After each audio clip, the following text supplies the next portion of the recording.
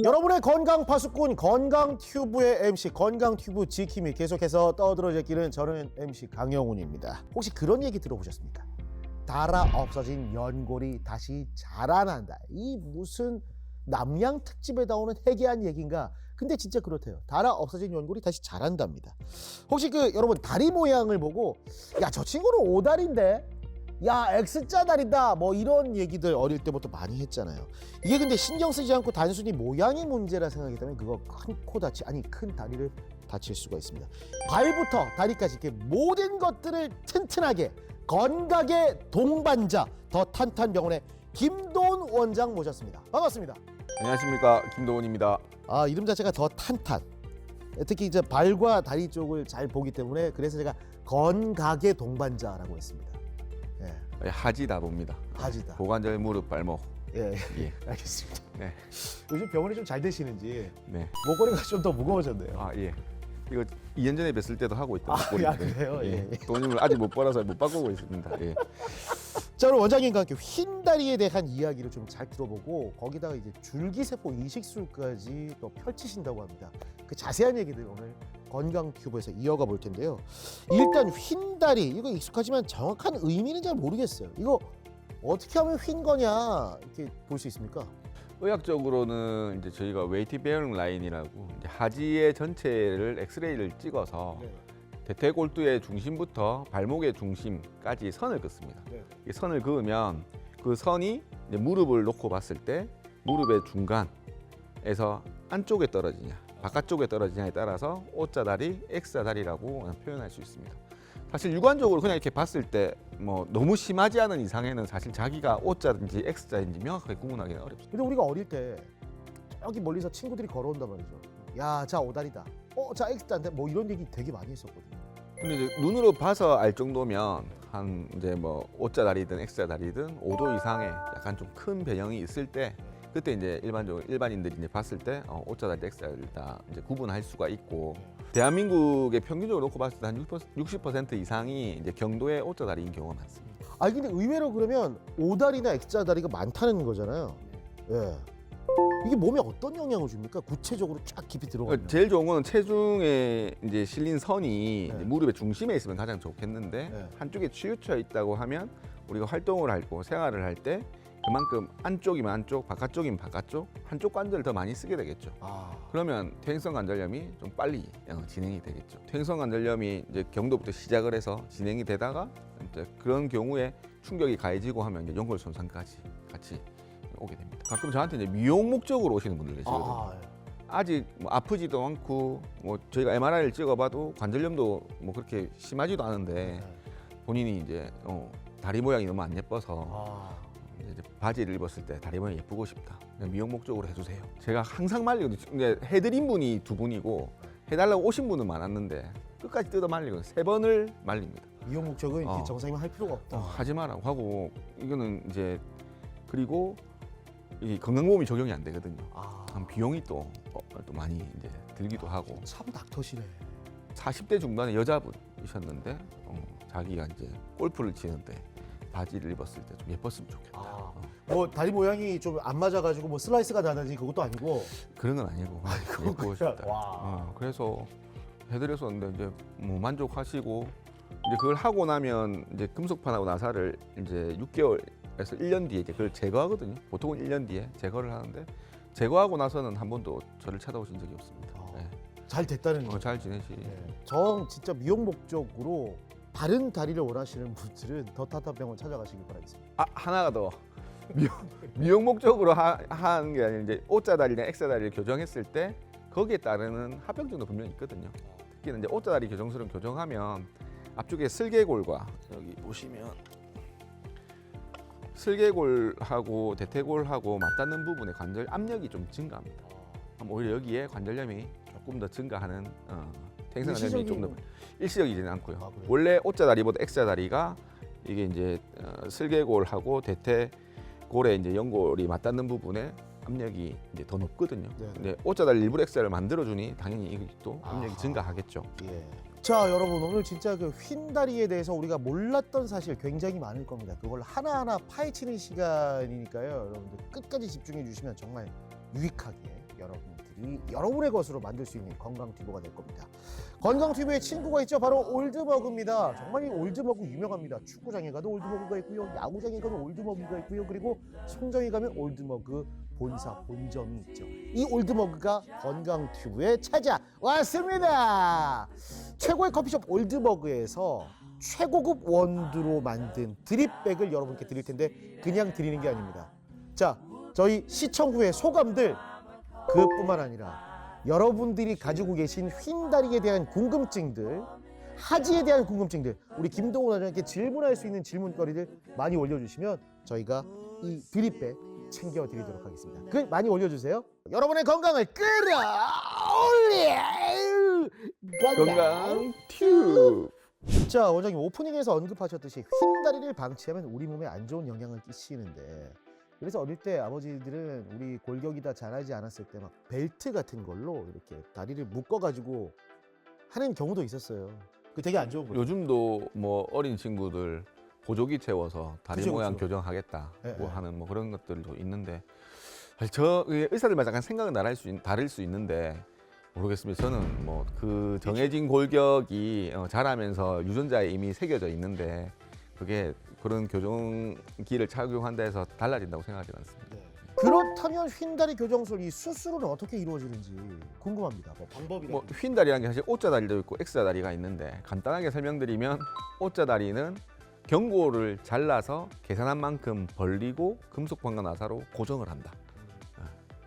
그다음에 X자 다리는 대퇴골에서 계산한 만큼 뼈를 잘라서 없애고 뼈끼리 붙여서 금속판을 대고 나사로 고정한다. 모든 게 절골술이네. 다 뼈를 자르는 수술입니다. 아. 사실 이걸 거꾸로 해서도 안쪽 바깥쪽 위치를 바꿔서 절골술을 뭐 다 어떻게든 할 수는 있습니다. 근데 요즘 이제 방금 제가 설명드린 게 대부분의 요즘은 대다수가 O자 다리, X자 다리를 교정할 때 쓰는 방법입니다. 근데 요즘에 이게 줄기세포 재생술이 이식술이 새롭게 나온다고 얘기 들었는데 저는 근데 아직까지도 줄기세포에 대한 개념이 장착이 안 돼 있어요. 이게 개념을 좀 설명해 주세요. 줄기세포는 이제 우리 몸에 있는 여러 가지 세포의 조상세포죠. 그게 분할을 해서 이제 어떻게 가는 거죠. 원래는 이제 중배엽 줄기세포가 연골, 뭐 뼈 이런 쪽에 이제 조상세포거든요. 그래서 그 조상세포를 이제 지금 제가 사용하는 거는 카티스템이라는 이제 상품화된 상품인데 그거는 이제 탯줄에서 추출한 중배엽 줄기세포 메스카이말 스템셀이라고 걔는 이제 걔가 분화가 되면 이제 연골이 되는. 원래는 연골이 재생되는 거를 재생시키는 걸 연골 재생술이라고 하는데 이전에는 그게 이제 처음에는 미세 천공술밖에 없었어요. 그게 가늘게 구멍 뚫는 거. 예, 이제 여기 지금 보면 뼈가 있고 요 표면에 관절 연골이 이렇게 예. 코팅이 돼 있잖아요. 하면 연골이 이제 벗겨진 거잖아요. 벗겨진 밑에 뼈가 있겠죠. 뼈에다가 구멍만 뚫은 거예요. 그러면 이제 그 안에서 피가 이제 흘러나오고 그런 것들이 이제 흉터 조직으로 해서 여기를 이제 커버를 한다는 개념으로 이제 자극을 줘서 이제 형성을 유도하는 거죠. 근데 그게 이제 쉽게 설명드리면 성공률이 50% 정도 있다고 보시면 돼요. 밭을 정리하고 씨를 뿌리고 이제 잘 자라게 거름을 한번 줘보자. 그래서 이제 생각해낸 게 좋은 거름을 한번 일단 동물 콜라겐을 먼저 이제 한 거예요. 왜냐하면 그게 이제 접근이 쉬우니까. 한 10% 오르는 거예요. 확률이, 자라는 확률이. 그러고는 그러면 사람 콜라겐을 한번 써볼까? 해봤더니 또 10%, 이제 한 70%까지 올라오고. 그러다가 이제 나온 게 이제 무릎이나 이제 뭐 갈비뼈 이런 데서 자기의 환자 본인의 연골을 떼서 증식시켜서 이제 이식시키는 방법. 자가연골 이식. 네, 그렇죠. 이제 뭐 자가 골연골도 있지만 그거는 말 그대로 뼈하고 연골을 같이 빼서 옮기는 거지만 이거는 이제 증식을 시켜야 되니까 그래서 그렇게 하니까 또 그거는 이제 한 8, 90%까지 올라오는 거예요. 지금도 사실 그렇게 사용합니다. 하고 있고 환자들이 원하면 이제 그렇게도 이제 수술을 하는데 이제는 그거보다는 이제 왜냐하면 그거는 이제 수술 2번 해야 되니까 한 번 떼서 증식시켜서 증식시키는 기간 동안 일주일, 2주일 기다렸다가 그때 또 수술을 한 번 더 해야 되는데 불편함이 있는데 지금 이제 말하는 줄기세포 이식술은 이제 탯줄에서 추출한 중배엽 줄기세포를 이제 저희가 연구소에 연락을 하면 이제 일주일 뒤에 냉장으로 배송이 되거든요. 그러면 이제 그거를 그 수술에 맞춰서 배송이 오게 해서 수술에 사용을 합니다. 지금까지 제가 수술한 사람 중에 안 자란 사람은 없습니다. 네. 근데 이제 여기서 하나는 그만큼 이제 해서 성공할 만한 사람을 고르는 것도 하나의 영향을 주는 거거든요. 그래서 이제 지금 휜다리 교정술이 왜 중요하냐면 이제 그 다리의 각도가 일정 각도 이상이라면 그때는 휜다리 교정술을 같이 하면서 이제 줄기세포 이식술을 해야 그게 성공률이 아까 말씀드린 대로 했을 때 다 자라는 거죠. 그래서 그만큼 이제 환자를 정확하게 잘 선택하고 또 시술을 정확하게 해서 해야만 이제 좋은 결과를 얻을 수 있다고 생각합니다. 이제 의사 선생님이 바라보는 그 정확한 기준과 눈이 중요한 거, 술자의 또 기술이 중요한 거고. 예. 근데 이게 줄기세포 이식술 이거 그 부작용은 많이 없습니까? 지금 부작용은 저는 경험한 적이 없고 뭐 일반적으로 저희가 이제 뭐 데이터를 모으다 보면 그런 보고되는 것들에 있어서는 뭐 아주 낮은 확률로 있긴 하지만 보통은 이제 남의 거니까 들어왔을 때 이제 내 몸하고 반응을 일으키는 게 면역 반응을 일으키는 가장 큰 문제는 그런 거는 거의 걱정 안 하셔도 될 것 같아요. 근데 일단 우리가 기본적으로 했던 플레인적인 기본적인 그 절골술 했던 미세천공술? 예. 훨씬 부작용이 적은 거예요. 미세천공술 사실 했을 때 부작용을 걱정할 것도 사실은 별로 없는데 지금은 수술하면서 그 부작용을 걱정해 본 적은 없는 것 같습니다. 없는 것 같습니다. 이 줄기세포 이식술은 실비 보험이 안 될 것 같네요. 실비 보험이 됩니다. 아 돼요? 예. 근데 이제 지금 이제 요즘 뭐 워낙 말이 많아서 우리 데이터상으로 보면 1세대, 2세대까지가 보통 한 60% 정도 지금 되어 있다고 하는데 저도 2세대더라고요. 예. 전혀 뭐 걱정 안 하셔도 되는 것 같아요. 예. 이게 우리 시청자 여러분들이 이런 걸 궁금해하신다고. 이게 되느냐 안 되느냐 딱 찾아보거든. 저희가 명확하게 말씀드렸습니다. 근데 이게 그 줄기세포 이식술을 하든 뭐 미세천공술을 하든 제일 중요한 게 회복이 얼마나 걸리냐. 줄기세포 이식술 같은 경우에는 이제 미세천공술은 필히 같이 하는 수식이거든요. 네. 그래서 미세천공술 위에다가 줄기세포를 이제 이식해야 되는 거기 때문에 그걸 통틀어서 이제 연골 재생술이라고 이제 표현이 되는 거죠. 그렇고 지금 일단은 뭐 회복에 대한 부분은 이제 줄기세포 이식술만 할 수 있는 무릎이 보통은 이제 O자다리, X자다리가 0에서 4도 이내인 경우, 그리고 이제 반월상연골이 건강해야 됩니다. 연골 재생술, 그러니까 줄기세포 이식술을 하게 되면 6주 동안 땅에 발을 못 딛게 합니다. 그러니까 비체중 부활을 해야 됩니다. 휜다리 교정술을 하지 않고 줄기세포 이식술만 하게 되면 6주 동안 땅에 발을 못 딛게 합니다. 그래서 휜다리 교정술을 같이 하게 되면 오히려 빨리 2주째부터 땅에 발을 딛는 연습을 합니다. 목발을 잡고. 휜다리 교정술만 하면 왜냐면 그것 때문에 고생을 많이 하니까 그것만 간단하게 해도 괜찮겠네. 아, 휜다리 교정술만요. 예. 휜다리 교정술만 했을 때 그 관절 연골이 그냥 자라는 건 아니거든요. 그때 같이 그러니까 줄기세포 이식술을 해줘야 연골이 자라니까요. 예.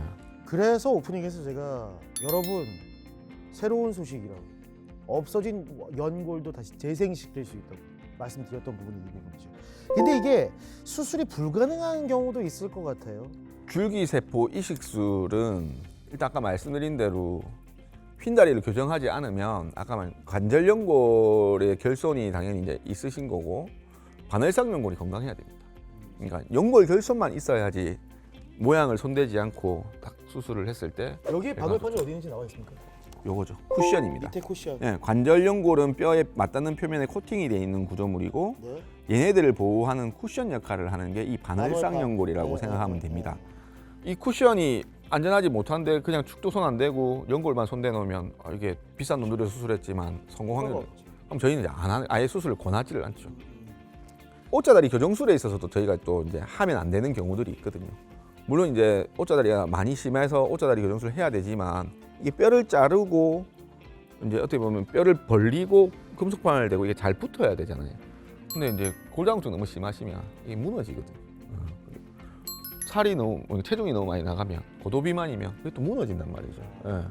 그러니까 그거를 이제 그래도 고정력이 어느 정도 될 수 있는 상황이 돼야지 이제 그렇게 수술을 할 수 있다고 볼 수 있어요. 반월판이 건강해야 되고 골다공증이나 고도 비만인 경우 좀 저희가 체크를 다시 해봐야 되고 그리고 뭐 전체적으로 뭐 혈당이라든지 전신 건강 상태가 또 좋아야 기본적인 거니까. 자, 이번 시간은 환자들이 가장 궁금해하는 무릎 건강, 하지 건강에 대한 그 모든 것들을 OX로 알아보는 시간 갖겠습니다. 던트 OX 와. 좀 쳐주세요. 아 진짜. 이거 꼭 자르지 마세요. 이러면서. 자, 환자분들이 가장 많이 질문하는 부분입니다. 연골은 다시 자랄 수 있다. O입니까 X입니까? O인데 근데 아까 줄기세포를 이식해야만 자랄 수 있는. 맞죠. 그러니까 다시 자랄 수 있는 방법이 있냐는 거에 있어서 네. 오죠. 근데 놔두면 그냥 안 자라죠. 놔두면 안 자라죠. 더 닳죠. 이 조금 더 딥하게 얘기하면 직접 자란다기보다 이제 형성을 자극하는 거긴 한데 결국엔 그 자극을 해서 자랄 수 있습니다. 자, 그리고 요즘에 진짜 기능성 깔창들 많이 나옵니다. 많이 나오는데 이 기능성 깔창들의 그 기능 중에 하나가 휜다리 교정이 된다는 것들이 있습니다. 여러분들 수많은 광고들 보시죠. 자, 신발 깔창을 바꾸면 휜다리 교정이 된다. OX. 정답은 저는 X. 바로 그냥 X 들었어요. 재는 거 없이 바로 X 들었어요. 왜냐면 이제 흰 다리가 교정된다기보다 흰 다리로 인해서 생기는 불편감을 커버해 줄 수는 있습니다. 제가 요족이거든요. 그래서 이제 좀 편한 신발을 찾아서 신는데 그게 이제 그런 부분을 커버는 할 수 있으나 흰 다리 교정은 사실 수술 말고 방법이 없는 것 같습니다. 다음 질문입니다. 뼈에 문제가 있고 관절에 문제가 있어서 곰탕과 도가니탕을 마구마구 끓여 먹었다. 이것은 도움이 된다. O 아니면 X? X? X라고 말씀드리고 싶어요. 요즘 제 외래에서 가장 많이 받는 질문이 뭐냐면 저 콘드로이친 먹는데 먹어도 되나요? 글루코사민. 뭐 좋은 거 먹어도 되나요? 여러분 이것도 아까 말씀하시는 것도 다 식품이잖아요. 네. 건강기능식품은 그거를 나라에서 허가를 받을 때 약품으로서의 기능이 없어야 허가를 내줍니다. 그러니까 약이 아니라는 거예요. 식품인 거예요. 보조제. 네. 보조제가 아니고 그냥 식품. 식품이에요. 식품. 식품에 있어서 음식에 있는 특정 영양소만 모아가지고 먹게 만들어 놓은 거거든요. 네. 그게 실제로 약 같은 효과가 있다면 그건 약품으로 허가를 받았겠죠. 그러면 뭐 돈을 몇백 배, 몇만 배 버는데. 드라마 보면 야 이거 관절에 좋대. 호관땡. 이게 무릎에도 그렇게 좋답니다. PPL. PPL 많이 들어오죠. PPL. 호관땡 그거 많이 먹던데. 이건 정말 PPL이고. 호관땡 이런 거 많이 그러니까 먹던데. 근데 실제로 진짜 중요한 것들은 그렇게 홍보하지 않아도 우리 본질은 항상 여기 있는 거잖아요. 진짜 죄송한데 저희 건강튜브 PPL이 지금 막 들어오려고 하는데 목에서 몸에 나쁠 건 없습니다. 그래서 내가 항상 나한테 그래요. 마음의 위안이 되신다면 드세요. 근데 오히려 어머니 그래서 그게 집에 많아요. 그러면 드세요. 근데 다음엔 사지 마시고 그 돈으로 고기 사 드세요. 그게 더 좋아요. 그러면 이제 뭐 옛날에 어머님들 사골 먹고 이런 거 되게 좋아하셨잖아요. 그러니까 그게 이제 음식으로서는 먹는 게 안 먹는 것보다 먹는 게 낫죠. 예를 들어 관절염이 그걸 먹고 치료 그렇진 않습니다. 그냥 뭐 달아서 없어진 연골이 다시 자라나 안 자랍니다. 안 자라요. 안 자라죠. 네, 알겠습니다. 연골이 자라려면 더 탄탄병원. 알겠습니다. 자, 오늘 이 휜다리 그냥 넘기면 안 될 것 같습니다. O자다리 뭐 X자다리 그냥 쉽게 넘기면 안 되는 그런 질환들. 이걸 놔두게 되면 나중에 관절부터 시작해가지고 척추 불균형까지도 이어질 수 있으니까요. 여러분들 다시 한번 내 다리 건강. 왜냐면 이게 100세 시대에 쭉 써야 됩니다. 네, 무릎도 그렇고. 잘 한번 또 체크해 보시길 바라겠습니다. 어떠셨어요 오늘? 이런 정보를 편하게 막 이렇게 얘기할 수 있어서 정말 좋은 자리인 것 같습니다. 여기 사실 환자 한 분 한 분 오시면 사실 같은 말을 계속 반복하는 앵무새거든요. 근데 이제 이렇게 질문을 막 주시고 이제 제가 하고 싶은 말을 이제 다수에게 한 번에 전달할 수 있는 자리인 것 같아서 참 좋습니다. 네. 자주 좀 나와주세요. 예. 알겠습니다. 자, 오늘 건강튜브 여기서 마무리하겠습니다. 날씨 좀 더워집니다. 이럴 때 바깥 활동 많이 해야 되겠죠. 그럴 때 더욱더 여러분들의 다리 건강 잘 지키시길 바라면서 여러분의 건강을 끌어올릴 우리는 건강튜브! 안녕하세요. 여러분의 건강지킴이 건강튜브의 MC 김혜민입니다. 혹시 밤에 잠을 잘 때 숨이 막혀서 불편했다거나 아니면 운동할 때 코가 막혀서 힘들었다거나 이런 경험 있으신가요? 그렇다면 계절 탓하고 넘어가고 아니면 뭐 이러다 말겠지 하고 넘기셨다면 오늘 방송에 좀 집중을 해보시는 게 좋겠습니다. 오늘 건강튜브 함께 해주실 분 소개할게요. 정재훈 원장님 모셨습니다. 반갑습니다. BS 숨 이비인후과 성형외과 정재훈 원장입니다. 네, 원장님. BS 숨 이비인후과 성형외과 이름이 기네요.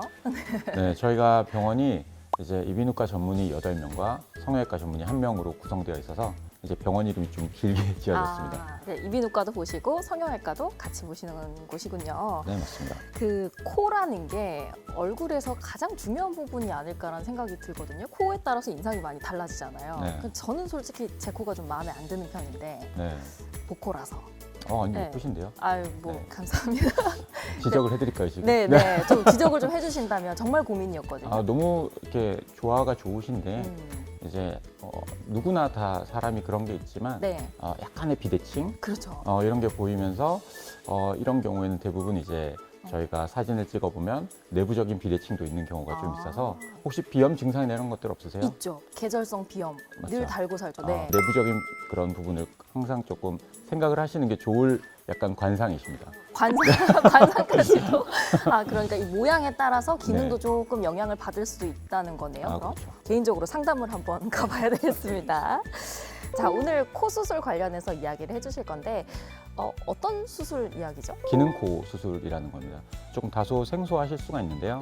저희가 흔히 코 수술이라고 하면 코 성형 수술, 이제 미용 수술을 다들 생각을 하시는데 기능코 수술이라고 하는 것은 일반적인 그런 미용 코 성형 플러스 기능적인 그런 부분들을 같이 함께 수술하는 것을 기능코 수술 내지는 기능코 성형이라고 이렇게 말을 합니다. 포괄적인 개념이에요. 그래서 미용 수술을 하면서 기능 수술을 하는 거고 거꾸로 이제 기능적인 수술을 하시러 오신 분들도 미용적인 니즈가 있다면 그거에 대한 수술을 같이 할 수 있는 게 이제 이런 수술인데 이런 수술이 가능한 이유가 이제 코라는 구조 자체가 이제 센터에 있고 관상을 좌지우지하는 그런 이런 미용적인 역할도 하고 있지만 사실은 숨을 쉬고 냄새를 맡고 많은 역할을 하는 게 이제 우리 코라는 기관입니다. 그래서 이런 코 수술을 할 때 이런 외형적인 부분만 너무 치우쳐서 수술을 하다 보면 혹시나 생길 수 있는 코 막힘이라든가 이런 외형적인 변형 같은 것들이 또 생길 수 있기 때문에 요즘에는 수술을 할 때 이런 미용적인 수술만 하는 그런 것뿐 아니라 이제 이런 기능적 수술까지 같이 하는 이런 추세라서 최근에는 기능코 수술을 더 많이 하는 그런 추세입니다. 원장님, 그럼 어떤 경우에 기능코 수술을 권하시나요? 환자분이 이제 내원하셔서 저희가 검사를 해봤을 때 이런 코 가운데 벽이 한쪽으로 치우쳐 있는 비중격 망곡증이라던가 아니면 이제 코 안쪽에 있는 밸브라고 하는 공간이 좁아져 있는 비밸브 협착증을 가진 환자분들, 합의각계나 중비각계가 부어서 코 안 점막이 이제 코의 대부분을 차지해서 숨쉬기 힘들어하시는 그런 환자분들, 그리고 이제 축농증, 저희가 잘 알고 있는 만성 부비동염으로 인해서 안쪽에 물혹이 생기거나 그런 것들로 인해서 코의 기류가 원활하지 않으신 분들이 이제 주로 대상이 되겠고요. 거기다가 외상으로 인해서 코가 비틀어지거나 이제 그로 인해서 안쪽이 막히는 환자분들이나 기존에 성형 수술을 받았는데 그 성형 수술로 인해서 생기는 부작용 때문에 또 코가 막히는 분들이 있어요. 이제 그런 분들 중에서 이제 결국에 미용적인 니즈가 있으신 분들이 이런 기능코 수술을 하시는 대상이 되겠습니다. 저처럼 좀 미용적인 부분에 목적이 있으면서도 제가 비염 때문에 왔는데 하는 김에 좀 만져주실 수 있나요? 뭐 이런 사람들 많겠네요. 네, 그렇죠. 대부분 그런 사람들이 또 한 절반 정도는 되는 것 같습니다. 그러면 우리가 기능코 수술에 대해서 잘 몰랐던 사실 좀 더 구체적으로 들어가서 하나하나씩 여쭤보도록 하겠습니다. 커피를 좋아하는 사람이라면 누구나 잘 안다는 한강 이남 최대 커피숍입니다. 올드머그가 댓글 이벤트를 하고 있대요. 코에 대한 궁금증이나 우리 병원에 대한 궁금증 원장님께 여쭤보고 싶은 분들 있다면 댓글 남겨주시고요. 추첨을 통해서 올드머그 드립백 세트 드리고 있으니까요. 많은 참여 부탁드립니다. 자, 그럼 본격적으로 건강 튜브 시작해 볼게요. 여러분의 코 건강을 책임지는 건강 튜브. 자, 원장님, 우리 시작하면서 이 수술이 어떤 사람들한테 필요한지 또 어떤 수술인지 설명을 해주셨는데요. 좀 더 자세하게 짚어주실게요. 기능코 수술 종류에는 어떤 것들이 있나요? 기능코 수술은 제일 첫 번째로 비중격 교정술이 있습니다. 그래서 우리가 흔히 질병이 비중격 망곡증이라고 해서 코 안을 가로막고 있는 그 경막이 한쪽으로 많이 휘어서 코 막힘이라든가 두통 같은 것들을 저희가 일으킬 수가 있는데 그럴 때는 이런 휘어진 비중격을 바로 펴주는 게 비중격 교정술이에요. 두 번째로는 이제 커져 있는 중비각계나 합의각계를 줄여주는 그래서 점막을 줄여줘서 코 안에 있는 기류를 더 빠르게 더 쉽게 통과할 수 있게 만들어주는 비염 수술. 그리고 이제 비밸브라고 해서요. 코 안쪽을 보면 하측비 연골과 비중격 사이에 있는 그 공간이 있는데 거기가 너무 좁아져서 환자분들이 숨쉬기가 힘든 그런 경우가 있는데 그쪽에다가 이제 저희가 수술로 연골을 집어넣어서 공간을 넓혀주는 수술이 있는데 그것을 비밸브 재건술이라고 하거든요. 그래서 그런 것들도 기능코 수술에 들어갈 수가 있고요. 물혹이 있어서 그리고 안쪽에 염증이 있어서 코 안쪽에 있는 부비동 자체가 막혀서 이런 순환이 안 되는 분들은 저희가 내시경이라든가 내비게이션 같은 장비를 이용해서 안쪽을 열어주고 그 안쪽에 있는 농을 떼준다던가 물혹을 제거해줘서 점막의 건강을 더 편안하게 해주고 숨 쉴 수 있는 공간을 넓혀주는 그런 축농증 수술, 만성 부비동염 수술이 또 하나의 기능 코 수술이라고 보시면 되겠습니다.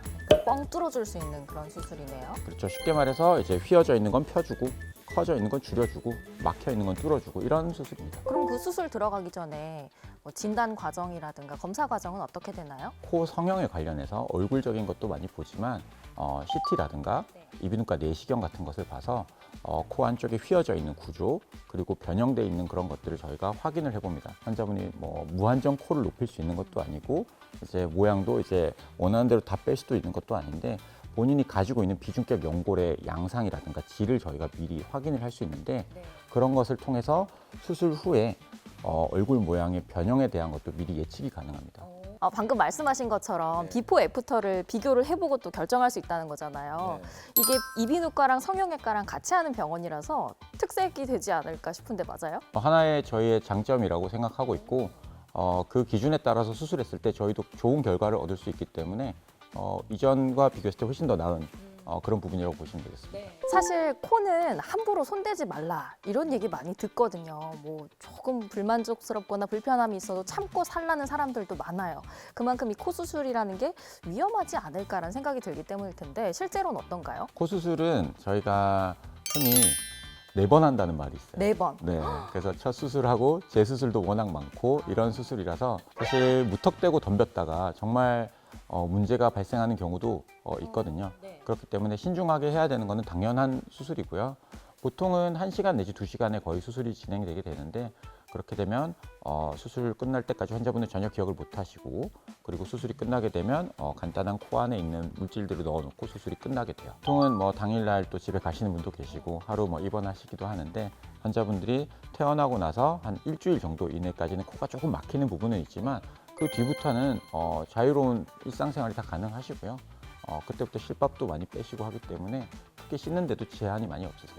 자, 과거에는요, 코 수술이라고 하면은 무조건 이제 일자로 실리콘 넣어서 세우는 그런 걸 떠올리기 마련인데 요즘도 실리콘 많이 쓰나요? 사실 솔직히 말씀드리면 뭐 저뿐만 아니고요. 전 세계에서 코 수술을 하는 의사가 제일 많이 쓰는 재료는 지금도 사실 실리콘입니다. 옛날에는 진짜 위험하고 약간 염증도 잘 생기고 약간 조금 깨끗하게 공정하지 않으면 문제가 생기는 친구였는데 최근에는 이제 뭐 하이소프트 실리콘이라든가 뭐 맞춤형 실리콘 이런 것들이 나오면서 실리콘계에도 상당히 많은 발전이 있어서 최근에는 그런 것들이 빈도가 많이 줄은 것도 사실이고 그리고 최근엔 항생제도 좀 잘 개발돼 있고요. 그리고 수술방 환경도 예전에 비해서 너무 깨끗하기 때문에 실리콘을 쓴다고 해서 무조건 문제가 생기고 뭐 제일 걱정하시는 구축 반응이 생기고 그리고 무조건 재수술해야 되고 언젠간 빼야 되고 이런 것들이 최근에는 그렇게 많지는 않아요.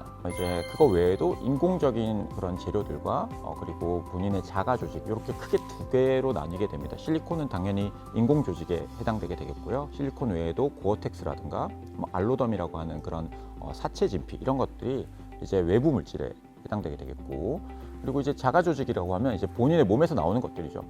저희가 제일 쉽게 많이 채취하는 거는 코 수술을 할 때 아까 제가 말씀드렸던 비중격 교정술을 하면 그런 비중격 연골이 나와요. 그게 이제 1번이고요. 그리고 2번째는 이제 저희 귀에서 뗄 수 있는 이계 연골.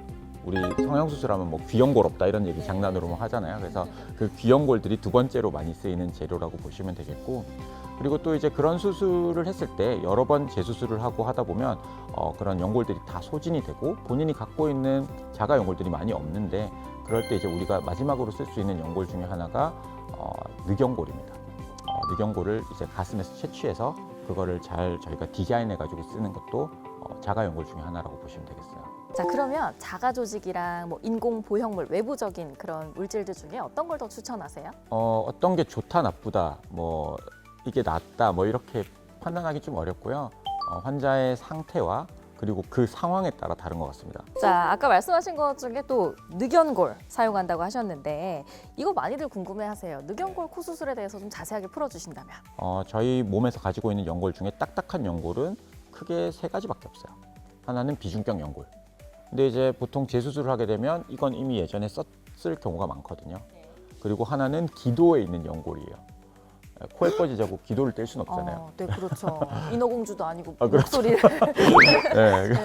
그래서 마지막으로 저희가 제일 많이 쓰는 연골이 이제 늑연골인데 늑연골은 사실 저희가 많거든요. 이제 보통 3번부터 12번 중에서 많이 쓰는데 그렇게 되면 이제 또 양쪽이기 때문에 쓸 수 있는 연골의 이제 레인지가 되게 넓고요. 그 중에서 저희가 많이 쓰는 연골은 이제 6번, 7번 연골을 많이 써요. 이제 거기가 휘어짐이 좀 덜하고 양이 많이 나오거든요. 그래서 보통은 그 연골을 쓰게 되면 여성분들 같은 경우는 이제 흔히 말하는 비키니 라인을 따라서 이제 절개를 하게 되면 이게 폴딩이 접히기 때문에 티가 별로 안 나는 거죠. 그래서 그런 장점을 가지고 여기서 많이 떼게 되는데 이 연골을 떼면 거의 손가락 이만큼 나와요. 그 연골을 가지고 환자분의 이제 그 코에 맞게 이제 여러 피스로 자르게 됩니다. 그래서 그 피스 디자인을 해서 환자분이 무너져 있는 구조 내지는 이제 훨씬 더 단단하게 세워야 되는 구조에 그거를 저희가 디자인을 한 것을 적재적소에 이렇게 넣어요. 그러면 숨이 좀 편하게 쉬어진다 혹은 모양이 좀 마음에 들게 자리 잡혔다라고 느낄 만한 시기는 언제쯤 되면 느껴지나요? 정말 이거는 사람마다 다른 것 같아요. 그래서 회복이 정말 빠르신 분들이 있거든요. 그런 분들은 일주일부터 얼굴 모양 다 나오고요. 그리고 실밥 빼고 나서 병원에도 잘 안 오세요. 근데 어떤 분들은 이제 붓기가 좀 늦게 빠지고 또는 이제 실밥 빼고 흉터도 조금 생기고 이런 분들은 한 4주까지도 저희가 보거든요. 그래서 사람마다 개인차는 있지만 보통 일주에서 한 달 정도라고 보시면 되겠고 코가 시원하게 뚫리는 시기는 거의 일주일부터 그리고 한 2주가 지나면 거의 대부분은 좋아진다라고 생각하시면 좋을 것 같아요. 그래도 계속 추적 검사라고 하나요? 뭐 병원에 와서 잘 자리 잡았는지 검사도 해야 되죠? 저 같은 경우는 한 달, 3달, 6달까지 봅니다. 네, 그래서 이제 종결될 때까지는 이제 항상 방심하지 않고 끝까지 체크해야 되는 게 중요할 것 같아요. 뭐 개인적인 얘기긴 합니다만 저희 아빠가 코골이가 심하고 또 주무실 때 무호흡증이라고 하나요? 자다 그냥 컥컥 하는 거 그것 때문에 기능 코 수술 비슷한 걸 한번 하셨던 것 같아요. 근데 여전히 코를 많이 고세요.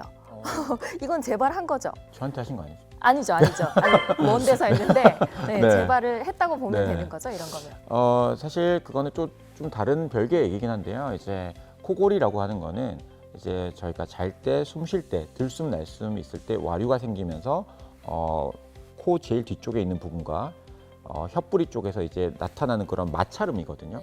그래서 그 소리는 사실 좀 주관적이에요.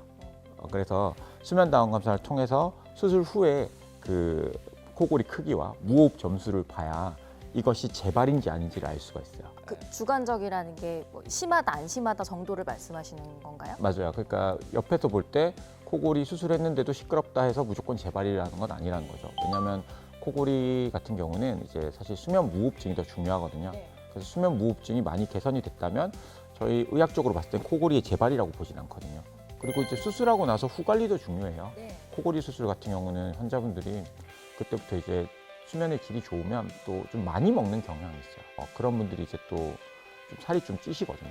그러면 이제 저희가 수술로 깎아놨던 조직들이 지방 조직이 이제 쭉 밀어주기 때문에 수술한 게 조금 효과가 없어지는 경우도 있기 때문에 이거는 케이스 바이 케이스가 있는 것 같아요. 이게 뭐 숨 관련해서 약 잘 챙겨 먹고 뭐 가습기 사용하고 이런 것뿐만이 아니고 체중 관리.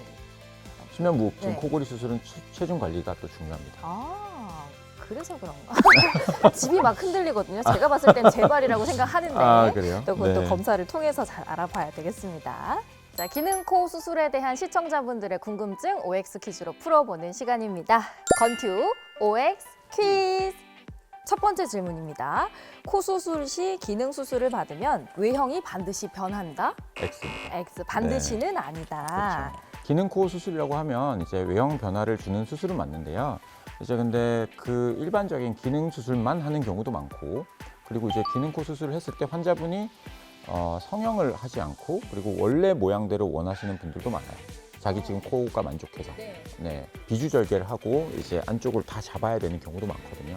그래서 그런 경우는 오히려 외형을 안 바꾸려고 저희가 노력하고 수술을 하기 때문에 전혀 외형 변화는 없는 편이고요. 아버님 때에 있는 분들이 오셨는데도 불구하고 외형적인 변화를 원하시는 경우에는 같이 하는 경우도 있거든요. 그래서 이 문제에 대한 대답은 반드시 변하는 건 아니고요.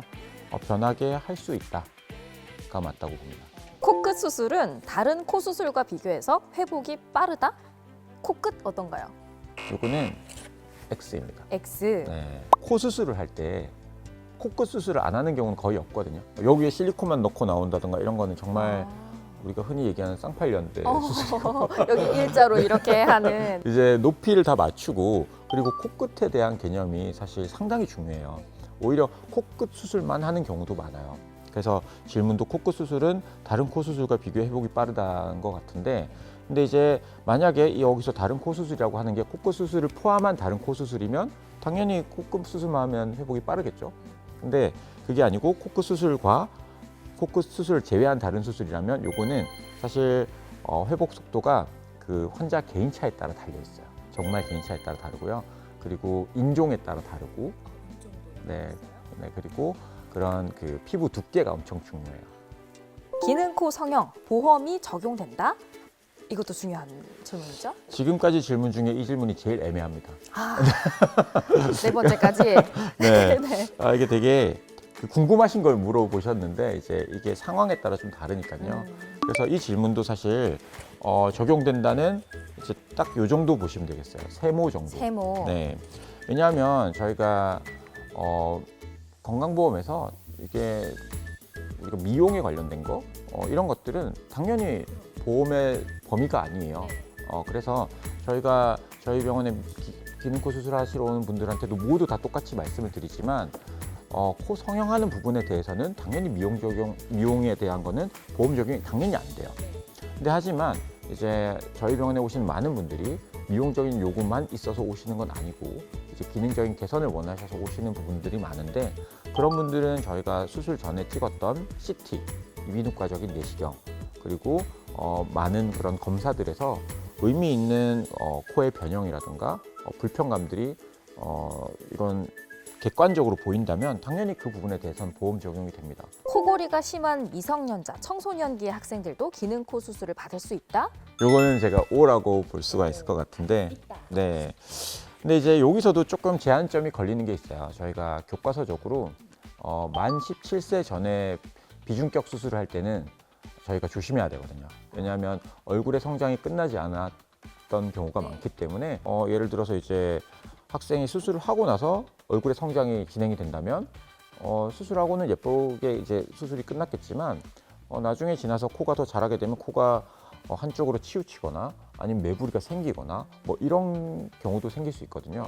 정확하게 얘기하면 고2 이전에는 조금 조심하는 게 좋고요. 고2 이후에는 전혀 대부분은 문제가 없고 성장이 그렇게 막 늦게 많이 성장 곡선이 올라가는 그런 환아가 아니라면 상관은 없고, 또 만 17세 전에도 이제 성장이 엄청 빨리 끝나는 친구들이 있어요.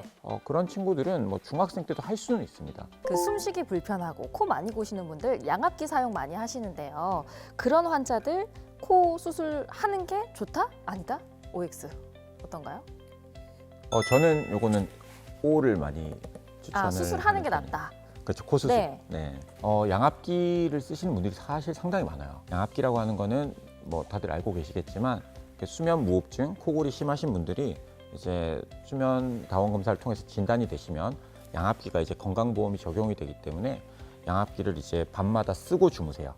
압력이 너무 세면 본인도 모르게 입을 벌어져요. 그러면 센 압력이 입으로 다 나오거든요. 결국에 양압기라고 하는 게 기류가 기도를 넘어가서 환자가 이제 숨을 못 쉬는 거를 이제 개선시켜 줘야 되는데 여기 상기도에서 다 나와버린단 말이죠. 그 이유가 비중격이 휘어져 있거나 이쪽 비강이 너무 좁은 분들은 이거를 뚫고 나가는데 압력을 다 써버리니까 이제 거기서 이제 와류가 생기면서 빠지거든요. 그러니까 쉽게 말해서 코 안의 구조가 깔끔하게 펴져 있으면 양압기를 쓸 때도 기류의 그런 통기가 상당히 좋아요. 그래서 너무 높은 압력도 압력을 줄일 수가 있고요. 양압기 수능도라고 하죠. 이렇게 잘 쓰는 그런 확률도 훨씬 더 높여주기 때문에 저는 이제 코에 그런 구조적인 변형이 있는 그런 수면 무호흡증 환자에서 양압기를 쓸 때 코 수술하는 게 저는 좋다고 생각해요. 네, 오늘 기능코 수술에 대한 이야기 자세하게 나눠봤습니다. 평소에 궁금했던 점도 있고 주변의 사례들도 많이 모아보다 보니까 공감되는 부분이 많았던 것 같은데요. 이 정보와 궁금증들 해결해 주신 원장님께 감사하다는 말씀을 드리면서 네, 오늘 방송 출연 소감 한번 들어볼게요. 네, 오랜만에 방송하다 보니까 조금 긴장이 됐는데 그래도 좀 편안하게 리드해 주셔가지고 네, 오늘 너무 재밌게 잘 있다 가는 것 같고요. 수술이 이제 저희가 항상 얘기 드리지만 예뻐지는 게 제일 중요하긴 합니다. 코 수술할 때 미용적인 부분을 절대 빼놓을 수가 없어요. 근데 이제 그 미용만으로 수술을 하면 항상 문제가 또 발생할 수 있기 때문에 코라고 하는 그 공간은 내부적인 것도 상당히 중요하기 때문에 안과 밖을 다 같이 동시에 문제가 없이 수술을 하는 게 중요하다라는 말씀을 드리고 싶습니다. 오늘 방송을 통해서 많은 분들이 숨쉬기 편안하고 또 자신감 있고 건강한 삶을 되찾으실 수 있는 기회가 됐기를 바라면서요. 오늘 코막힘이나 호흡 불편으로 받은 정보들 가지고 또 주저하지 말고 필요하다면 정재훈 원장님 BS 숨이비인후과 성형외과로 찾아주시는 거 잊지 마셨으면 좋겠습니다. 자, 다음 시간에도요, 여러분의 건강한 삶을 위한 지킴이 건강튜브 유익한 정보로 찾아오겠습니다. 여러분의 건강한 코를 응원하는 우리는 건강튜브. 시청자 여러분 안녕하십니까? 건강튜브의 강영훈입니다. 잘 지내시죠? 잇몸 붓고 시리고 피나고 거기다가 내려앉아가지고 이거 어떻게 치료해야 되나 걱정 고민 굉장히 많으실 것 같습니다. 우리나라의 잇몸 질환 때문에 고민하고 고생하시는 분들이 10분 중에 3분 이상이 넘으니까요. 저도 좀 요즘 그렇고요. 자, 이런 분들을 위해서 획기적인 치료가 요즘 나와서 환자들의 마음을 그리고 고민을 덜어주고 있다고 하죠. 바로 PDRN 주사라고 합니다. 여기에 대해 정확하게 말씀해 주실 분을 모셨습니다. 디지털 아트 치과의 김지영 치과 위생의사님 함께 하십니다. 반갑습니다. 디지털 아트 치과의 센터장 김지영입니다. 아, 우리 센터장님. 저랑 방송 꽤 많이 했어요, 그렇죠? 네. 예. 근데 한 번도 저기 찾아가질 않았어요. 그러게요. 왜 치과를 안 오셨어요? 무서워. 아니, 우리 담당 부장도 우리 무서워서 못 가는 거라고. 네네네네. 아, 진짜 저 다른 병원은 잘 가는데 네. 치과가 잘 안 가줘요. 아 무섭죠. 네. 저희도 저희 스케일링도 잘 못 받아요 서로. 그럼에도 불구하고 그걸 극복하고 가야 된다. 그렇죠. 예. 맞습니다. 가는 것만이 우리가 또 오복 중에 하나인 치아를 지킬 수 있는. 먼저 걸음을 움직이는 게 그게 가장 정답일 것 같습니다. 여러분도 들어보셨을 거예요. 검색에도 다 나옵니다. 요즘 뭐 피부과 치료에서 연어 주사라고 많이 하고 또 요즘 그 왜 차여련 씨가 광고하더라고. 리쥬란 그 자체가 연어 주사, 그러니까 PDRN의 하나의 브랜드라고 하더라고요. 이 PDRN의 전체는 연어 주사라고 할 수 있는 거잖아요. 이 근데 저는 치과 쪽은 잘 몰라서 잇몸 쪽에도 이게 들어가는지는 처음 알았네요. 예. PDRN은 일종의 연어 주사라고 얘기를 많이 하시는데 연어의 생식세포에서 추출한 재생 성분으로 치유를 도와주는 네네. 주사입니다. 기존에는 치과에서 임플란트 수술을 하거나 치주 수술 그리고 뭐 각종 치료에 있어가지고 그 주사로 회복을 도와주고 치유를 도와주는 역할로 많이 사용을 했었는데 이제 환자분들이 많은 고민이 있는 만성 치주 질환에도 요즘은 사용이 많이 되고 있고요. 네네. 말씀하셨다시피 피부과에서는 피부 재생을 도와주는 역할로 사용을 하고 실제로 정형외과에서도 많이 사용을 하거든요. 아, 네. 정형외과에서는 근육 손상이나 관절, 연골 치료에 사용을 하고 치과에서는 외과적인 시술, 임플란트, 잇몸 치료 그리고 잇몸 수술 같은 경우에 회복을 도와주는 역할을 하고 있습니다. 네. 근데 이게 기존의 잇몸 치료하고 PDRN 치료가 좀 다른 차이점을 굉장히 또 궁금해하실 것 같습니다. 한번 좀 설명을 좀 부탁드립니다. 기존의 잇몸 치료는 많은 분들이 받아보셨다시피 치료 직후에 출혈이 생기기도 하고 네. 붓거나 아프거나 통증 등을 동반을 하기도 하는데 치료를 하고 난 이후에 회복 과정에 따라서 환자분의 습관이나 아니면 환자분의 건강 상태에 영향을 받기도 합니다. 환자분들이 외과적인 시술 이후에 뭐 흡연을 하신다거나 음주를 하시는 것 그리고 뭐 전신 질환, 당뇨나 혈압 같은 그런 전신 질환이 있는 경우에는 회복 기간에 좀 차이가 있게 됩니다. PDRN은 그런 외과적인 처치가 아니라 미세 주사 방법으로 처치를 하는 거기 때문에 회복 기간이 굉장히 빠르고 통증이 별로 없습니다. 네네. 이전에는 다 끄고내가지고 뜯어내서 네. 수술을 했다면 네. 이제는 그 주사를 주입해가지고 그 물질로 재생하게 만드는. 맞아요. PDRN은 섬유화 세포를 증식을 시키기 때문에 네. 혈관 조직을 재생을 하고 그 기전으로 염증을 완화시키는 거라서 치료 이후에 즉각적으로 증상이 완화된 것을 느끼실 수가 있거든요. 네네. 그래서 환자분들한테 만족도가 매우 높습니다. 예. 오늘 우리 김지영 센터장님께서 PDRN 주사의 그 모든 것들을 알려드릴 거예요. 여러분들 잇몸이 아프시다고요? 끝까지 집중해 주시고요. 궁금한 점 많으시죠? 아, 내 치아가 너무 아픈데 나 썩었는데 시려요. 나 잇몸 어떻게 해요? 여러분들 밑에 그 댓글란 있죠? 이만큼 비어 있습니다. 그 모든 것들은 여러분들의 궁금증을 다 채울 수 있는 그런 장소 아니겠습니까? 댓글 달아주시면 대한민국 최고의 커피숍 올드머그에서 여러분께 최고급 이디오피아산 원두로 만든 이 드립백을 바로 선물해 드리도록 하겠습니다. 욕심나지 않으십니까? 댓글 많이 달아주시고요. 자, 센터장님 구호 외치면서 제대로 한번 시작해보죠. 여러분들의 탄탄한 잇몸을 응원하는 우리는 건강 튜브. 자, 본격적으로 이제 이야기를 좀 이어가 볼 텐데, 근데 디지털 아트 치과는 모르겠어요. 수도권에서 지금 보고 계시는 분들은 잘 모르실 수 있겠지만 아마 한강 이남 쪽에서는 진짜 유명한 치과로 제가 알고 있거든요. 아, 네. 아, 사실이잖아요, 사실. 굉장히 많은 네네. 분들이 또 찾아가시는 네, 맞습니다. 그런 치과고. 네. 서면역 어디에 위치해 있습니까? 서면역 롯데호텔 옆에 있습니다. 롯데호텔 바로 옆에. 네, 네. 호텔급 서비스를 자랑하겠네요. 그렇습니다. 예, 5성급으로. 네, 네. 예. 자, 센터장님, 치과에서 시행하는 많은 다양한 치료법이 있을 텐데 PDRN 주사가 이게 피부과 말고, 나 진짜 처음 알았네. 이게 피부과 말고 치과에서 이렇게 많이 사용하는지 몰랐네. 이거를 많이 사용하는 이유가 있을까요? 보통 이제 잇몸 치료라고 하면 치과에서 뭐 스케일링도 있고 네. 잇몸 치료, 잇몸 수술, 뭐 요즘에는 뼈 이식을 동반해서 손상된 뼈를 재생시켜주는 엠도게인이라는 수술적인 방법도 있습니다. 들어봤어요. 네, 맞아요. 그런데 그런 수술이 있는데도 불구하고 PDRN이란 주사 요법을 사용하는 거에 대해서 저희가 설명을 드릴 건데요. 첫 번째로는 수술이 어려운 경우에도 사용이 가능합니다. 잇몸 뭐 수술이나 아니면 엠도게인 수술 같은 경우에는 절개를 해서 외과적인 처치를 하는 수술이기 때문에 당뇨나 혈압 같은 전신질환 환자분들이나 고령의 환자분들은 아무래도 부담을 느끼실 수가 피가 있습니다. 많이 나겠네. 그렇죠. 네, 네. 그리고 회복 기간도 조금 차이가 날 수가 있습니다.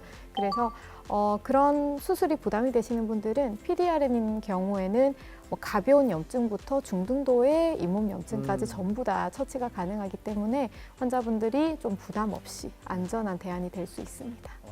사실 엠도게인을 제가 아는 분도 좀 큰 형님이신데 그걸 하셔가지고 되게 고생을 좀 많이 하시더라고요.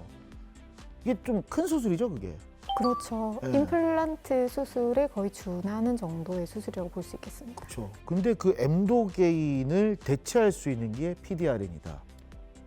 수술을 하는 적응증이 조금 차이가 나기는 하는데 엠도게인은 제한적이고. 네, 제한적이고 PDRN은 굉장히 광범위합니다. 그래서 PDRN은 요즘 많이 사용하겠네요. 그렇죠. 이게 도입된 지 한 얼마 정도 된 거예요? 최근 들어서 한 1, 2년 사이에 굉장히 많이 환자분들이 찾고 계시고 그전에는 뭐 사용이 가능하다 정도만 알고 있었지만 환자분들이 찾음으로 인해서 치과에서 더 사용량이 많이 늘어나고 있는 상황입니다. 이게 점점 이렇게 세상이 변해가면 나중에 센터장님하고 저하고 얘기했듯이 무서워서 치과를 잘 못 가고 있어요. 이런 얘기를 안 하는 날도 오겠다, 진짜. 그렇죠? 보통은 우리가 잇몸 치료를 하고 치주 수술까지 진행되는 경우에는 중등도 이상의 굉장히 심한 치주 질환일 경우에만 해당이 되는데 PDRN 주사는 우리가 이제 피부 건강을 위해서 피부과를 자주 찾듯이 PDRN 주사도 작은 염증, 경미한 염증이나 일상적인 불편감, 내가 피곤하거나 아니면 뭐 몸의 면역력이 떨어져서 잇몸이 붓거나 하는 일반적인 증상에도 가서 굉장히 간단하게 처치만 하면 되기 때문에 환자분들의 만족도가 높습니다. 의학에서는 만능이라는 얘기를 좀 쓰면 안 되지만 약간 좀 만능 주사처럼 좀 보이기도 하는데 이게 어떻게 진행되는 거예요? 보통 이제 만능이라고 할 수는 없겠지만 그렇죠, 기존에 있었던 잇몸 치료 방법에서 조금 더 개선되었고 잇몸 치료를 진행하지 못하는 환자분들을 위한 치료라고 생각을 해주시면 되고요. 보통은 그 해당 부위에 치주 질환을 일으킬 수 있는 원인이 되는 치석이랑 뭐 남아있는 음식물 잔사 같은 걸 깨끗하게 제거를 하고요. 이게 스케일링이죠. 그렇죠. 예, 예, 네네네. 스케일링을 한 이후에 그 해당 부위에는 가볍게 무통 마취를 합니다. 네. 무통 마취 이후에 PDRN을 주입을 하게 되고요.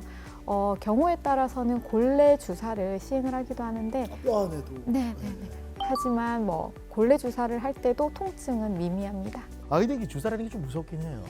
가면 PDRN 주사 맞겠습니다. 이렇게 할 것 같은. 그렇지 않습니다. 환자분들한테도 저희가 여러 번 여쭤보거든요. 어떠셨냐고 물어보면 하나도 아프지 않다. 하나도 아프지 않다. 거의 뭐 물병만 해요. 이 정도는 아니죠? 아니요. 아주 작은 작아요? 작은 주사고 바늘도 미세 주사라서 굉장히 얇고 짧습니다. 보톡스 맞는 그거랑 비슷한 것 같아요. 비슷한 거. 네네네. 별로 안 무섭네. 주사가 크면 되게 무섭잖아요, 그렇죠? 예. 근데 나 이게 궁금한 게 피부 시술할 때 여러분도 아시겠지만 보톡스 한 번 맞으면 이게 몇 달 안에 또 가가지고 다시 해야지 효과 있고 필러도 뭐 그렇고 그렇다잖아요. 한 번 맞으면 이게 잇몸 조직이 계속 재생이 됩니까? 지금 PDRN 주사는 누적된 효과가 있는 치료기 때문에 한 번만으로는 조금 효과를 드라마틱하게 보기는 어렵고 보통은 증상이 완연하거나 염증이 있을 경우에는 조금 짧은 간격 1주나 2주 사이에 내원을 4회에서 6회 정도는 오셔서 이렇게 반복적으로 우리가 주사했을 때 염증이 가라앉는 효과를 바로 볼 수가 있고요.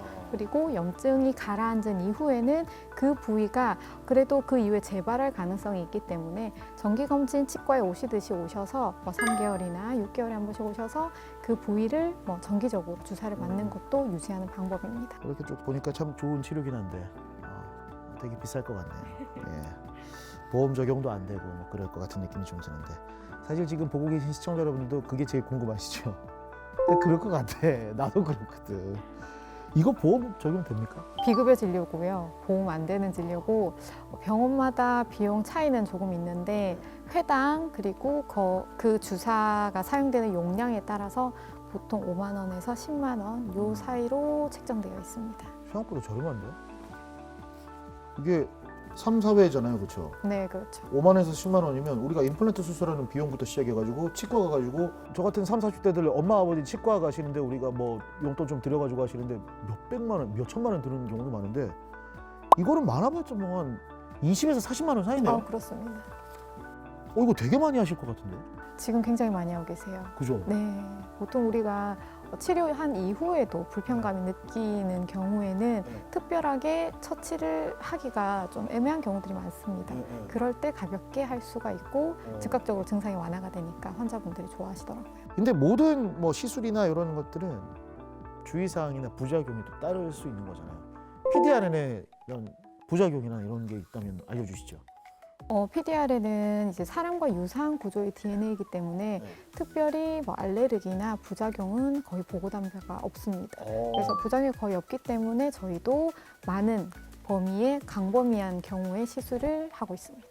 그렇게 부작용이 그게 왜 학회나 이렇게 나온 게 없군요. 네네.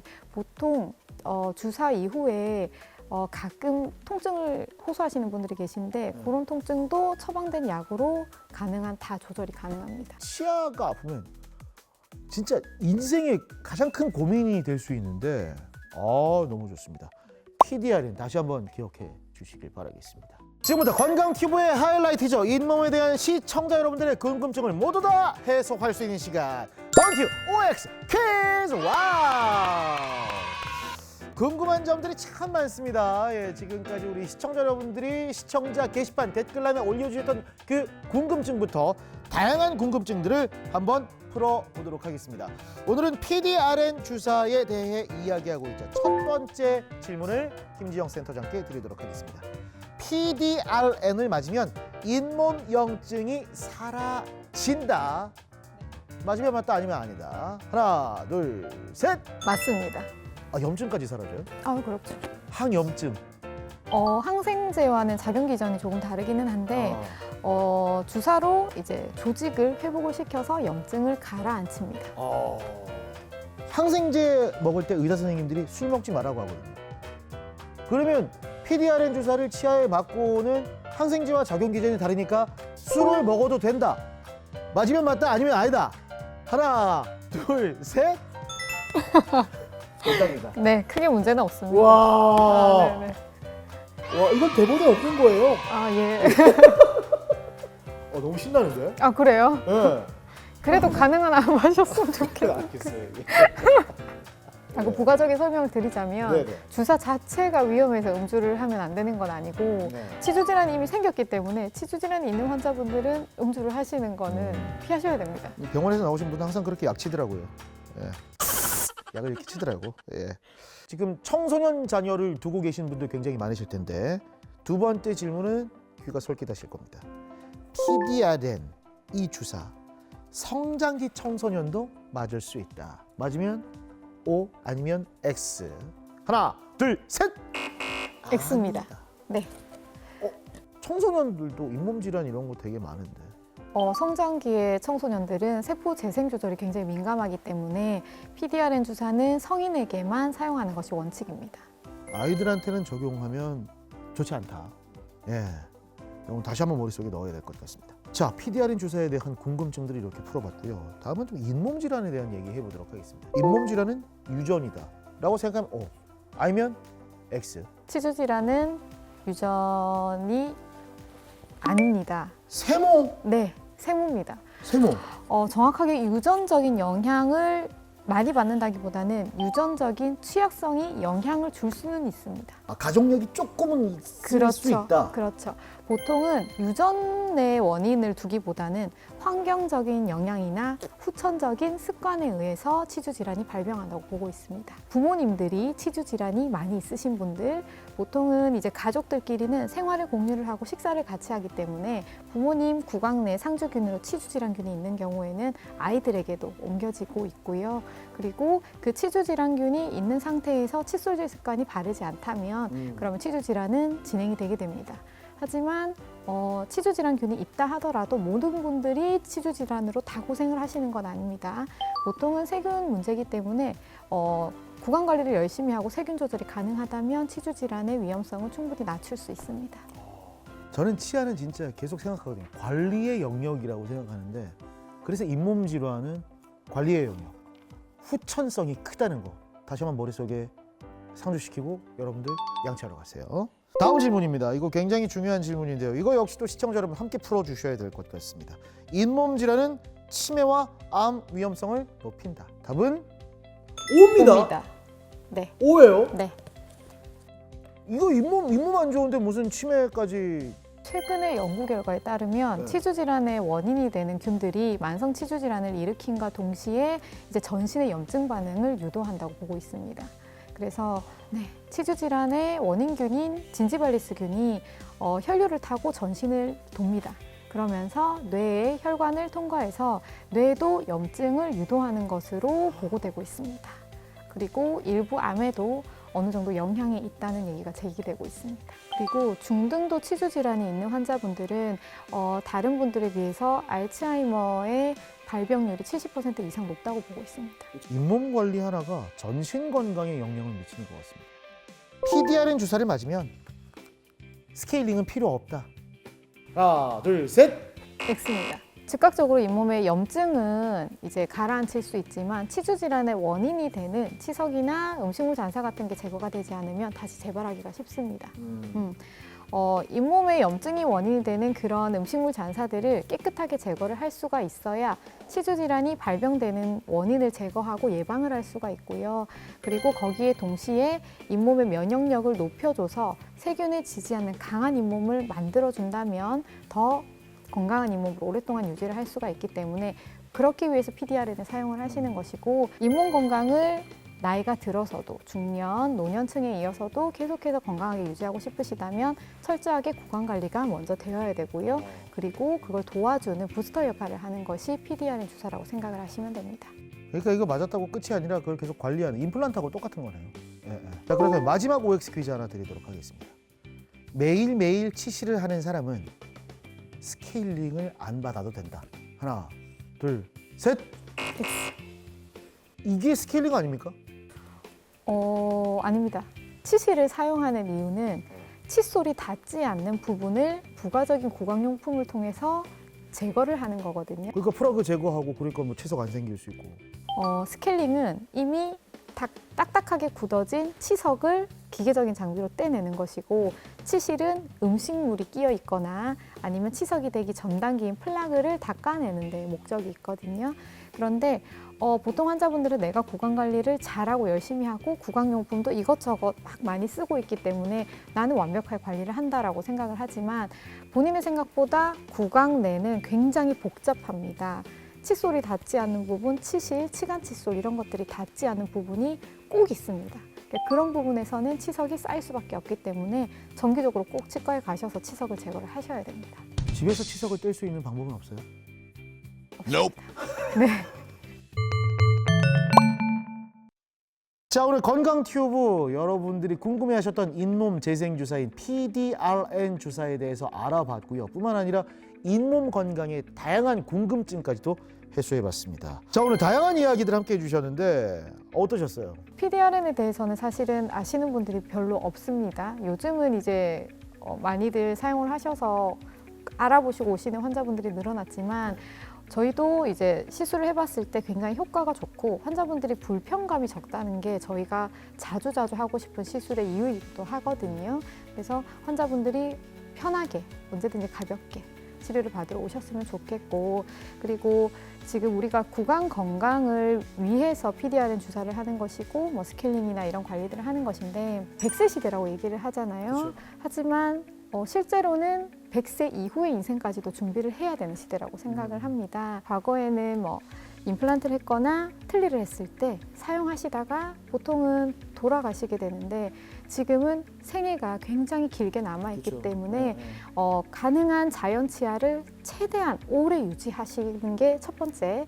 그리고 불가피하게 자연 치아를 발치를 하고 임플란트를 한다 하더라도 자연 치아에 치주 질환을 일으켰던 세균들이 임플란트에도 주위험을 일으키기 때문에 임플란트도 철저하게 관리를 하셔야 되는 점 꼭 기억을 해주시고, 그렇게 하기 위해서는 복잡해진 구강 환경을 나 혼자서 관리하는 것이 충분하다고 생각을 하시면 절대 안 됩니다.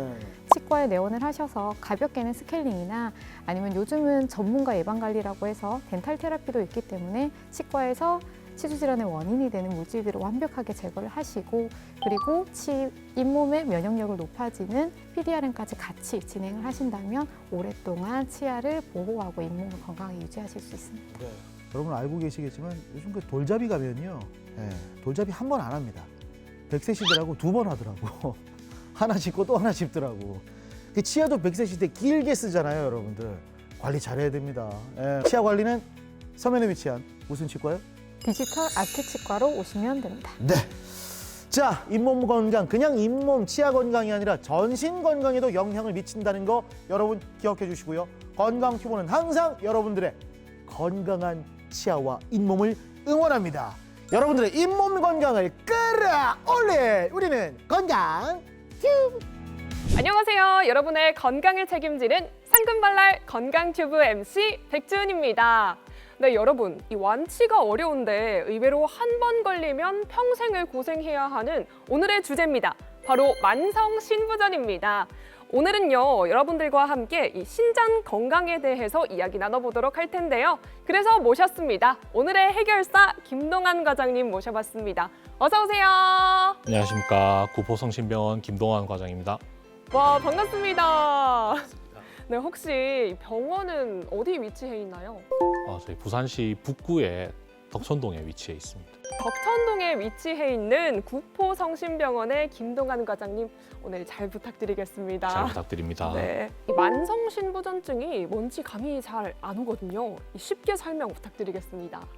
만성신부전은 콩팥이 기능이 만성적으로 떨어진 상태를 말하는 건데요. 만성적이라는 말은 이미 나빠진 게 다시 회복이 되지 않는다는 말이에요.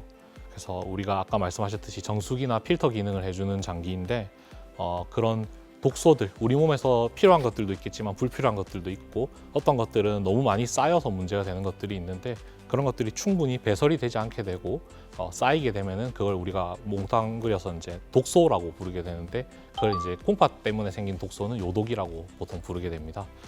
그래서 요독이 쌓여서 여러 가지 증상을 유발할 수도 있고 거기서 더 콩팥이 기능이 나빠지게 되면 이제 콩팥에서 물을 조절하는 기능이 떨어지게 됩니다. 그래서 수분을 우리가 섭취하는 만큼 배설하지 못하기 때문에 몸에 물이 남게 되고 이로 인해서 몸이 붓고 더 심하게는 심장에 과부하를 주거나 폐에 물이 차거나 하는 일들도 생길 수 있게 됩니다. 그럼 이제 선생님이 해주셨던 말씀을 제가 정리를 해보자면 이 콩팥이 고장나면 몸속 쓰레기가 제대로 배출이 되지 못해서 그게 계속 쌓여서 이게 붓는 거네요, 몸이?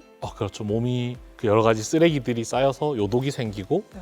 물이 쌓여서 몸이 붓게 되는 겁니다. 물이 쌓여서 몸이 붓는 거네요. 네, 만성 신부전증에 대한 모든 궁금증을 우리 김동환 과장님과 함께 속 시원하게 풀어나가 보도록 하겠습니다. 본격적으로 우리 건강 튜브를 시작하기 전에 건강 튜브에 오래된 친구가 있죠. 커피를 좋아하시는 분들이라면 다 알 법한 우리 올드머그에서 지금 댓글 이벤트를 진행하고 있습니다. 이 신장에 대한 궁금증을 댓글로 많이 남겨주시면 이 추첨을 통해서 드립백 세트를 여러분께 드린다고 하니까요. 댓글 많이 남겨주세요. 네, 그럼 과장님 한번 본격적으로 건강 튜브 시작해 볼까요? 여러분의 신장 건강을 책임지는 건강 튜브. 그 급성 신부전증도 들어본 것 같고 이 만성 신부전증도 들어본 것 같은데 이 두 개의 차이점이 뭐 어떻게 다르고 또 뭐가 조금 더 위험한가요? 이제 급성 신부전은 말 그대로 신장 기능이 급격하게 나빠져 있는 상태를 얘기하는데요. 이 경우에는 이제 빨리 진단해서 치료를 하면 신장 기능이 다시 회복될 수 있지만 만성 신부전은 일반적으로 서서히 신장 기능이 나빠지는 것을 의미하고 나빠진 뒤에는 다시 회복하지 못하는 상태를 얘기합니다. 근데 환자 상태에 따라서 급성 신부전이 더 위험한 경우도 있고 만성 신부전이 더 위험한 경우도 있기 때문에 둘 중에 어떤 게 더 위험하다고 말하기는 조금 어렵고요. 저는 사실 이 급성보다는 만성이 조금 더 위험한 건 줄 알았거든요. 왜냐하면 병이 계속 지속적으로 뭔가 천천히 일어나는 거다 보니까 뭔가 만성이 더 위험한 건 줄 알았는데 어쨌든 이 급성은 갑자기 그리고 만성은 천천히 이게 제일 큰 차이인 거네요. 맞습니다. 그러면 이 신장이 한 번 나빠지면 되돌릴 수 없다는 게 가장 큰 무서운 점인 것 같은데요. 그럼 이 만성 신부전증은 대체 왜 생기는 건가요? 만성 신부전의 가장 흔한 원인은 고혈압과 당뇨병이고요.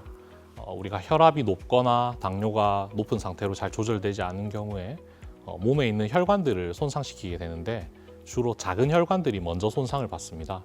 그런데 이 신장이라는 장기는 굉장히 작은 혈관들이 많이 모여 있는 구조로 되어 있기 때문에 다른 장기에 비해서 좀 더 빠르게 영향을 받고 좀 더 많이 나빠지게 되는 경향을 보이게 돼요. 그래서 그런 조절되지 않는 혈압, 당뇨로 인해서 계속해서 이런 혈관의 데미지가 누적이 되면서 신장이 나빠지게 됩니다. 근데 과장님 혹시 단짠 혹시 좋아하시나요? 좋아하죠. 저 진짜 단짠 환장하거든요. 워낙에 요즘 음식들이 전부 달고 맵고 짜고 하다 보니까 저도 모르게 계속 더 자극적인 걸 찾게 되더라고요. 네. 앞으로는 좀 조심해야 될 것 같습니다. 그럼 과장님 혹시 신장이 망가지면 우리 몸에는 좀 어떤 변화가 일어나나요? 신장이 망가지면 만성 신부전의 경우 초기에는 어떤 증상을 잘 유발하지 않습니다. 그렇기 때문에 초기에 어떤 증상을 통해서 신장 질환을 찾기는 어렵고요. 이게 요독이 충분히 쌓이다 보면 요독으로 인한 증상들이 생기게 되는데 주로 구역감, 구토, 식욕부진, 그리고 위압감, 기력 저하, 어지럼증, 가려움증, 수면장애 이런 것들을 유발할 수 있습니다. 굉장히 많은 변화가 생기네요. 근데 과장님 말씀을 제가 듣다 보니까요. 저도 그렇게 치면 이 아침에 일어날 때마다 몸이 띵띵 붓고 계속 정말 매일 피곤하거든요. 근데 그런 증상이 있다고 모두 다 만성 신부전증은 아닌 거죠? 그렇죠. 이미 이전에부터 만성 질환을 앓고 계시는 분들, 고혈압이나 당뇨 그 외에도 여러 가지 이제 신장에 영향을 줄 수 있는 병들을 앓고 계시거나 혹은 이전에 이미 검진이나 병원 진료에서 신장이 안 좋다는 얘기를 들은 적이 있는 분들이 이런 증상이 나타나게 되면 보다 쉽게 만성 신부전을 좀 예측해 볼 수 있을 것 같습니다. 그리고 좀 주기적인 검진 같은 것도 중요하지 않을까요? 주기적으로 이제 검사 받는 것들이 굉장히 중요합니다. 맞습니다, 여러분. 이 주기적인 건강 검진이 정말 중요합니다. 우리 보고 계시는 시청자분들 중에도 분명 귀찮아서 미루고 계시는 분들 계실 것 같거든요. 안 됩니다. 건강 검진 꼭 받으시는 거 오늘 저랑 약속한 겁니다. 그럼 이 만성 신부전증과 관련된 또 다른 질환이 있을까요? 네, 앞에 말씀드렸던 고혈압, 당뇨 이외에도 통풍이나 다낭성 신장 증후군, 그 외에 여러 가지 사구체 신염 같은 것들이 이제 관련성이 있는데요. 통풍 이외에 다른 병들은 사실은 흔하게 접하기는 힘든 병들이라 병원에서 검사를 받으면서 진단이 되는 병이라서 우리가 일반적으로 흔히 접하기는 좀 어려운 병입니다. 와, 이렇게 무서운 질환인 만성 신부전증에 그럼 혹시 치료법은 좀 어떻게 되나요? 이 질환은 완치는 가능한 건가요? 안타깝지만 완치는 어렵습니다. 이게 한번 손상된 신장 기능은 회복이 어렵고 이제 치료의 핵심은 지금 현재 본인에게 남아 있는 신장 기능을 최대한 오래 유지하는 거랑 이 신장 기능이 나빠지는 속도를 최대한 늦추는 데 있는데요. 이렇게 신장이 나빠지는 속도를 최대한 늦추기 위해서는 일단 만성질환 관리가 가장 중요합니다. 만성질환 관리 이외에도 신장에 악영향을 줄 수 있는 여러 가지 약물이나 음식 같은 것들 조금 조절하는 것이 필요합니다. 역시 생활 습관이 제일 중요한 거네요. 그럼 이 만성신부전증 환자한테 좀 좋은 식습관이나 아니면 추천해드리고 싶은 음식 같은 게 있을까요? 일단 만성신부전 환자분들 같은 경우에는 우리가 싱겁게 드시라는 말씀을 많이 드리는데요.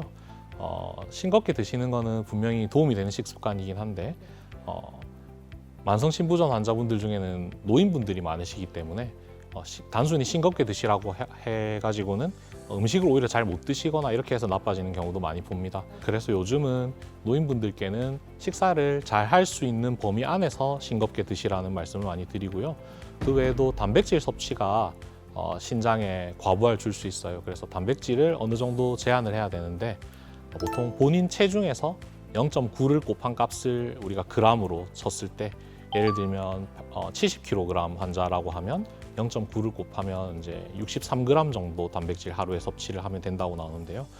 러프하게 한 60에서 65g 정도 하루에 섭취하시라 이렇게 보통 말씀을 드리는 편이고요. 그 외에도 이제 칼륨이 많이 들어가 있는 음식이나 이런 걸 주의해야 되는 경우도 있는데 환자분들 상태에 따라서 그때그때 맞춰서 설명을 드리는 편입니다. 요즘에 또 단백질 하니까 제가 갑자기 생각났는데요. 이 단백질, 요즘에 우리 헬스를 하시는 분들이 많잖아요. 네. 이게 아무래도 헬스 하시는 분들이 프로틴도 굉장히 많이 섭취하고 계시잖아요.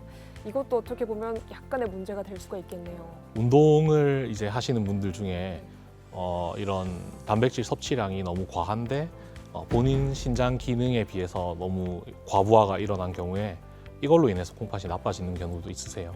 그럼 원래는 신장 기능이 괜찮았는데 이제 프로틴 때문에 점점 악화되는 경우가 있다는 건가요? 그런 경우들도 덜어 볼 수 있습니다. 정말요? 네. 저도 사실 프로틴 챙겨 먹는데 이거 조심해야겠네요. 네, 여러분 들으셨죠? 이 기회에 여러분들도 식단 관리 정말 잘 조절하셔야 합니다. 근데 과장님, 이게 신장하면 왜 투석이 이렇게 자연스럽게 떠오르잖아요. 이 투석을 해야 하는 경우도 있다고 들었는데 어떤 경우에 투석을 하나요? 우리가 보통 신장 기능, 이거는 이제 사구체 여과율이라고 많이 얘기를 하는데요. 사구체 여과율이 15%보다 낮아지면 이제 투석을 고려하게 됩니다. 보통 환자 상태에 따라서 바로 투석을 시작해야 되는 분들도 계시고 사구체 여과율은 15%가 안 되지만 조금 더 기다렸다 투석을 시작하게 되는 경우도 있을 수 있는데요. 이제 투석은 일반적으로 우리나라에서는 혈액 투석과 복막 투석이 있고 우리나라에서는 혈액 투석을 조금 더 많이들 하시는 편이시고요. 그리고 혈액 투석을 하려고 하면은 팔에 동정맥루 수술이라는 혈관 수술을 해야 되고 이 혈관을 통해서 이제 투석을 하게 되는 걸 혈액 투석이라고 합니다. 한번 시작하게 되면 계속해서 투석을 받으셔야 되는 그런 상태시고 일주일에 보통 2회에서 3회 한 번 할 때 한 3시간에서 4시간 정도 투석을 하시게 되세요. 그럼 이 환자의 상태에 따라서 투석 시기를 결정한다고 하셨잖아요. 그럼 환자 상태를 좀 어떻게 나눌 수 있나요? 뭐 등급 같은 게 있나요? 저희가 이제 사구체 여과율로 환자 상태를 일단 분류를 하긴 하는데요. 근데 투석을 받아야 되는 분이라면 이미 이제 아까 15% 미만인 분들이 이제 만성신부전 5기에 해당하시는 분들이세요. 모두 다 5기에 해당하시는 분들이라도 어떤 분들은 아직까지 수분을 제거하는 능력이나 이런 것들이 충분히 남아 있어서 몸이 붓거나 심장에 그렇게 과부하가 걸리지 않는 분들이 계시고요. 이런 경우에는 투석을 조금 더 미뤘다가 할 수 있고 그 외에도 요독 수치는 많이 올라가 있지만 실제로 환자분 본인이 느끼시는 요독 증상은 심하지 않은 분들이 계세요. 이런 분들도 투석을 조금 뒤로 미루기도 합니다. 그래서 환자가 투석이 급한 경우 이걸 지금 투석을 빨리 하지 않으면은 환자분이 더 나빠지고 다른 장기가 더 안 좋은 영향을 받을 경우에는 빨리 진행을 하는 편이고요. 그렇지 않고 환자분이 잘 지내시고 신장 기능만 나빠져 있는 경우라면 조금 투석 시기를 뒤로 미루기도 해요. 그러면 투석은 중간에 멈추는 치료가 아니라 평생 받아야 되는 치료인 거잖아요. 그렇죠. 투석이 필요하신 분들은 평생 동안 투석을 해야 되는 상태라서 투석을 우리가 시작을 하는 거기 때문에 평생 받으셔야 되는 치료입니다. 와, 근데 이게 평생을 투석 받아야 되는 게 사실 보통 일이 아닐 것 같은데 그럼 만성신부전증을 좀 예방할 방법도 있나요? 이제 우리가 건강하신 분들 같은 경우에는 만성 질환이 오지 않게 하는 게 신장 기능을 지킬 수 있는 가장 좋은 방법일 텐데요. 이제 규칙적인 생활 습관, 그리고 꾸준한 운동, 건강한 식단, 그리고 충분한 수면 이런 것들이 중요하겠고요.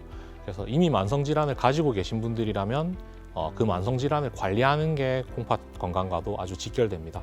그래서 고혈압이 있는 분들은 혈압 관리를 잘 하셔야 되고, 당뇨가 있는 분들은 당뇨 관리를 잘 하셔야 되고, 그 외에 이제 다른 질환들이 있는 분들, 앞서 말씀드린 고혈압, 당뇨 환자분들도 모두 정기적으로 검사를 병원에서 꼭 받으시는 게 좋으세요. 역시 미리미리 하는 습관이 제일 중요한 것 같습니다. 네, 오늘 만성 신부전증에 대해서 자세히 알아보는 시간 가져봤는데요. 혹시 과장님, 우리 구독자 여러분께 당부하고 싶은 말씀 있으실까요? 만성 신부전은 한번 발생하게 되면 치료가 어려운 병이기 때문에 발생하지 않게끔 예방하는 것이 가장 중요하겠고, 이를 위해서 평소에 만성 질환이 아직 발생하지 않은 분들은 생활 습관을 잘 관리하셔서 만성 질환이 발병하지 않도록 하는 게 가장 중요하겠습니다. 네, 여러분 보셨죠? 우리 김동환 과장님께서 이렇게 친절하고 자세하게 설명을 잘해주십니다. 만약에 신장에 대해서 걱정이 되신다면 우리 구포성심병원의 김동환 과장님 꼭 찾아가 주시면 정말 좋을 것 같습니다. 네, 아직 만성 질환이 없는 분들은요, 규칙적인 생활 습관 그리고 운동 정말 중요할 것 같고요. 이미 고혈압이나 당뇨가 있으신 분들은 철저한 관리가 필수일 것 같습니다. 네, 우리 모두가 정말 건강한 세상이 됐으면 좋겠습니다. 그러기 위해서는 지금부터 실천하는 습관 꼭 잊지 않으셨으면 좋겠습니다. 그럼 저희는 다음 시간에 더 유익한 이야기로 찾아오도록 할게요. 그럼 과장님 인사드릴까요? 네. 여러분의 건강한 신장을 응원하는 우리는 건강 튜브.